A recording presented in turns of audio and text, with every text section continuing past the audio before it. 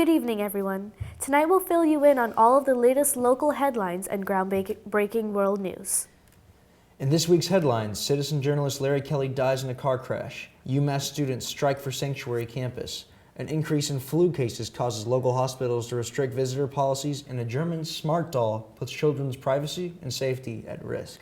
I'm Juhi Dasrath. And I'm John Decker. You're watching UMass News Now.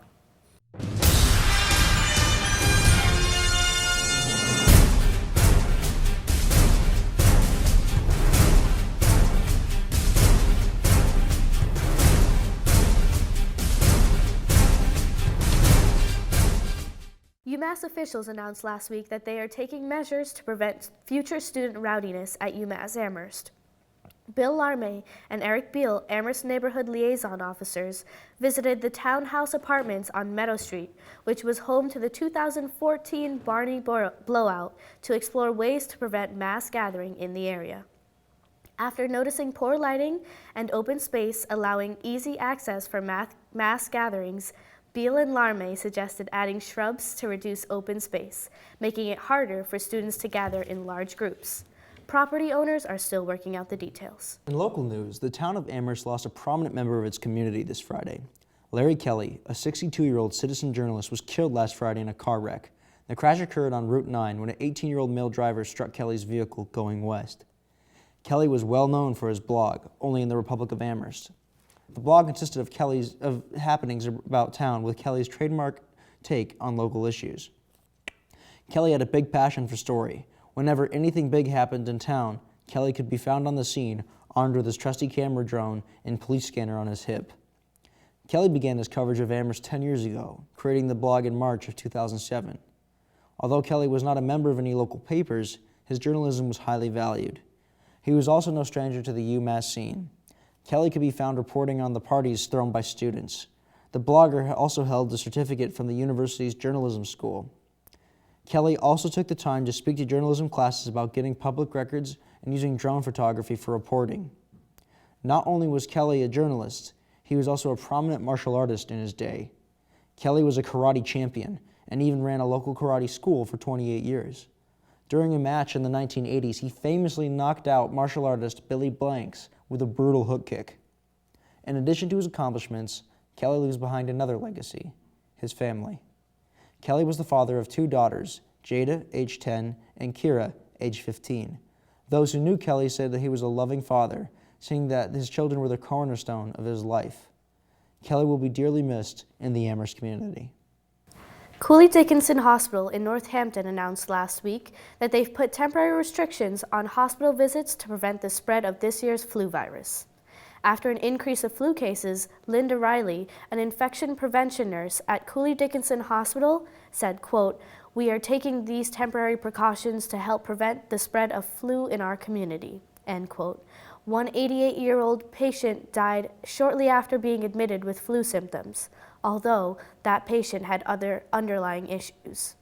Cooley Dickinson is not the only hospital this year taking precautions. Earlier this month, Bay State and Mercy Medical Center also implemented visitor restrictions. At the halfway point of the season, Cooley Dickinson and Bay State are reporting 400 positive test results, nearing the total results at the end of last year's season. Temporary restrictions are in place until further notice. The streets of Boston were filled with hundreds of protesters this Sunday. The rally to stand up for science took place in Copley Square. The crowd consisted of environmentalists, scientists, and others who had concerns about President Donald Trump's attitude towards climate change and the environment. Geoffrey Suprin, a fellow of both Harvard and MIT, stated that he was demonstrating to counteract the, quote, anti-science rhetoric, end quote, of the Trump administration. One reason for concern among protesters is Trump's appointment of former oil tycoon Scott Pruitt to lead the Environmental Protection Agency. More locally, sanctuary campus activists in the UMass Amherst community organized a strike Friday, February 17th, to call for explicit non-compliance to immigration and customs enforcement threats to the community. John Decker has more. So what's at the heart sort of our campaign is that UMass should commit to not complying with ICE, which is Immigration and Customs Enforcement, and that UMass should commit to not using any of its resources includes its police and any information that it has to sort of support the operations of immigration and customs enforcement. Do you think there should be a difference between legal and illegal immigration? No. Should there be a legal process to come into a country, or should it just be totally open? Well, I mean, obviously, in terms of security, we always need to take some sort of legal procedures. I mean, we already do On that. such the opposite spectrum. I think, honestly, borders are stupid and arbitrary. Well, myself, I immigrated to this country back in 2001, so I think it's very unfair what's going on in this country. I think it's all just wrong. So we have set laws in this country, and I know everyone wants everyone to have like an equal opportunity, just come into this country, have a good life. But I'm sorry, but if you don't follow the laws, then I don't think you should be allowed to stay here. Off that, like without no borders, like there is no country, and I believe there's a difference between like illegal and like legal, like immigrants. So like if you're illegal, like you kind of gotta follow like you're like against like the rules, and then legal, like you're going by the rules. So like I'm a big person of just going by the rules. Police outreach program in Northampton elementary schools was permanently canceled this weekend. High Five Fridays was a way for officers to reach out to students in the Northampton community. Officers would offer students high fives at local elementary schools every Friday in order to create a friendly bridge between students and law enforcement. Due to public complaints, the program has been terminated. Northampton Police Chief Jody Casper expressed some frustration with not being able to continue the program. Casper believed that it was a great way to create a positive relationship between kids and police. Complaints questioned how effective the program really was. A post on the department's Facebook page stated that there was also concern that some students, quote, might respond negatively to a group of uniformed officers at their school, end quote. According to the Facebook post, those concerned could be minority children or undocumented students. It took 2 committee meetings before the decision was made that the program should be canceled if it made children uncomfortable. The UMass Center in downtown Springfield is growing as a center for academic and scholarly research while aiding in Springfield's economic growth. More than 20 courses are offered to over 850 students attending classes there. Daniel Montaga, Director of Operations at the center, told Mass Live that they are here to, quote, support Springfield's goals for growing the economy, end quote. With MGM Springfield Casino scheduled to open in the South End in 2018, a Chinese rail card manufacturing plant under construction off of Page Boulevard in East Springfield, and a new Union Station positioned to open in the city's north blocks, Springfield is looking forward to an economic boom. Mayor Dominic Sarno says that the UMass Center has brought a, quote, eclectic mix, end quote, to the downtown area. The center is also forging new ties with a new UMass Medical School program. Northampton's recent sex trafficking cases have taken another turn this Friday. 3 of 4 individuals arrested in 2 separate sex trafficking operations pled not guilty.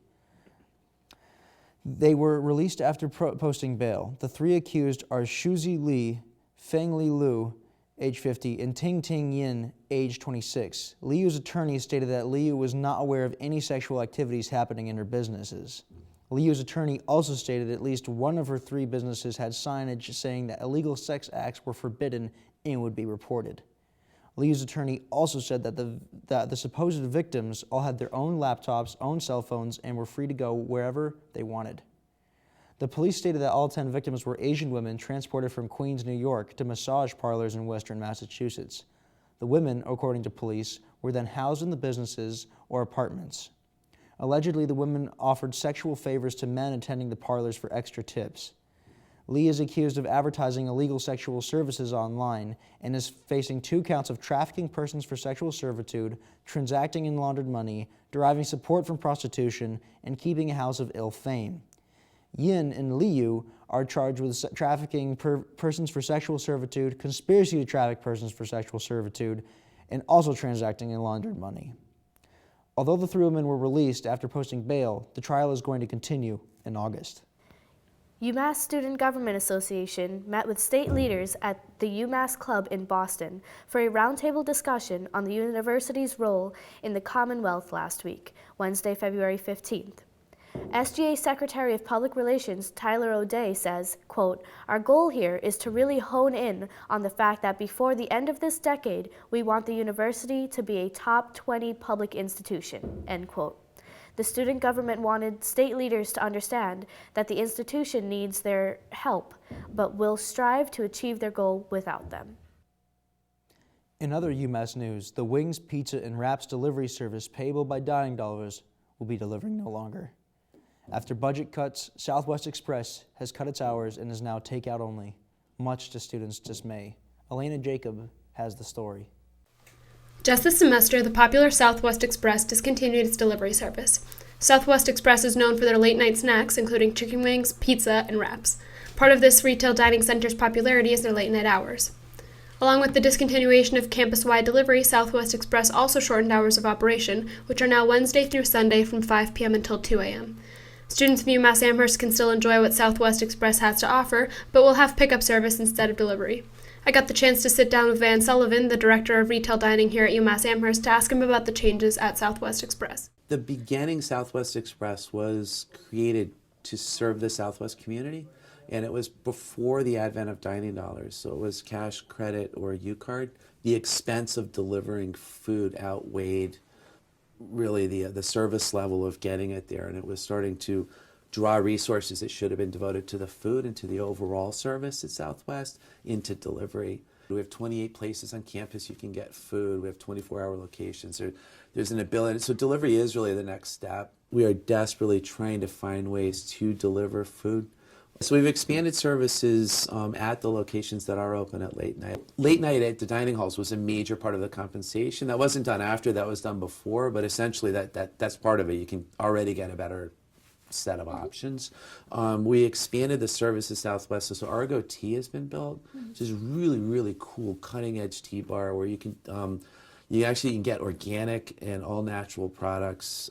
There's hot tea, and there's literally the best iced teas you'll ever have. We're offering a lot more in the pizza section. It used to just be pizza. Now there's calzone, there's sandwiches, a lot of hot items, and we're trying to look at additional things that we can offer down there, too. We added an Asian option and then a whole bunch of other grilled options up at Worcester Pita also. Elena Jacob, UMass News Now. About 120 Turners Falls High School students walked out of class on Wednesday, February 15th to protest the school committee's decision to change the school's mascot. Students left classes and walked over a mile from the high school to the superintendent's office to discuss keeping the mascot with Superintendent Michael Sullivan. Students said that they walked out because they felt their voices weren't being heard. After a 6-3 vote to remove the Indian as the school's mascot. Supportive parents of the students followed behind, the students taking pictures and honking horns. Sullivan met with the student body for about 20 minutes and responded, quote, "Your views are important, your opinions are important, but it's a civil rights decision and it's not the way our country makes progress." Northampton has received its first Iraqi refugee family this February the 17th. Brothers Al-Dulami, age 26, Ayub Al-Dulami, age 20, and their mother, Jassimia Hussein, were met at Bradley International Airport. The family has been brought in after over a year of planning by Catholic Charities and volunteers. The organization has word from the State Department that 12 more refugees will arrive later on. However, Catholic Charities originally wanted to settle up to 51 refugees, but recent actions by the Trump administration have made things less clear for the group's goals. Hussein's family lived in Baghdad originally, but spent the last 2 years in a Turkish refugee camp. Jasmia needs a wheelchair to get around and could not find any stair-free apartments in time for her family's arrival. Local residents Chris and Jack Hidgelt have volunteered their handicapped accessible home in Northampton to temporarily house the family while they look for their own housing. Catholic Charities staff and the Hidgelts helped the family move in. According to the Daily Hampshire Gazette, Yusuf Al-Dulami turned to them and said, quote, "His family had more than we need, and that we are thankful for everyone for the welcome." For news looking further outside of the Pioneer Valley, smart dolls in Germany are posing a threat to children's privacy and safety. Vivid Toy Group in Germany started manufacturing and selling smart dolls they call Kayla. According to BBC News, a warning was issued by the Federal Network Agency advising parents to destroy the doll quote, because its smart technology can reveal personal data, end quote. The smart technology allows the doll to access the internet to answer questions children ask it. Concerns continue to grow after finding out a hack may allow strangers to speak directly to children through the doll's technology. The European Union's Commissioner for Justice, Consumers, and Gender Equality, Vera Genova, told the BBC News, quote, "I'm worried about the impact of the connected dolls on children's privacy and safety," end quote. The toy company argued, however, quote, that the toy is perfectly safe to own and use when following the user instructions, end quote. The toy manufacturer has not yet commented on the German warning. The iconic Boston duck boats are facing scrutiny over their safety. The amphibious vehicles are a staple of Boston tourism, but recent accidents are raising concern. Last spring, 28-year-old Allison Wormuth was killed by a duck boat in the streets of Boston. This has pushed new safety regulations forward. Wormuth's parents have successfully lobbied to add blind spot cameras and sensors to duck boats with a new law. Boston is also not the only city to have problems with the former military vehicles. 5 college students in Seattle were killed in 2015 when a duck boat smashed into a bus. Critics of the vehicles are pushing to get them banned in their current configuration. The duck boats are relics from World War II, originally designed as troop transports for crossing land and water. They weigh over 5,000 pounds and have multiple blind spots due to operators due to their size. In addition to dealing with blind spots, operators have to multitask as tour guides while driving, creating greater risk to other vehicles and pedestrians. Some strides have been made to make the vehicles safer. Ride the Ducks of Seattle replaced its long-stretch duck vehicles with upgraded duck trucks and upgraded the vehicles with 365-degree video cameras. They have also added tour narrators so the drivers can focus on the road. How often do you apply for a job and get a response from the CEO? Chloe Bridgewater, a 7-year-old girl, hand-wrote a letter to, quote, Google boss, end quote, asking for a job after exploring pictures of the Google office with her dad. Chloe decided to reach out in a handwritten cover letter explaining her desire to work there. She wrote, quote, "My dad said I could sit in the beanbags and go down the slides and ride go-karts in a job in Google," end quote. Impressed with her initiative, Google CEO Sundar Pichai wrote back. He encouraged her to pursue her goals, writing, quote, "I think if you keep working hard and following your dreams, you can accomplish everything you set your mind to," end quote. Although she didn't receive the job she wanted, a personal reply isn't half bad. Biologists say the New England cottontail rabbit is in need of some help and are asking Maine residents to do so. Populations in Maine of the cottontail have shrunk with a loss of habitat. Specifically, the removal of thick undergrowth has contributed to their dwindling numbers. The rabbits use this undergrowth to recover from predators and as habitats. It is now estimated that there are less than 300 of the small brown rabbits living in the state. Researchers in Maine want citizens to report any sightings of the cottontail to aid in conservation efforts. And that concludes tonight's newscast. Be sure to tune in at the same time next week for all of the latest local headlines. I'm Juhi Dasrath. And I'm John Decker. Thanks for watching UMass News Now. Have a great night.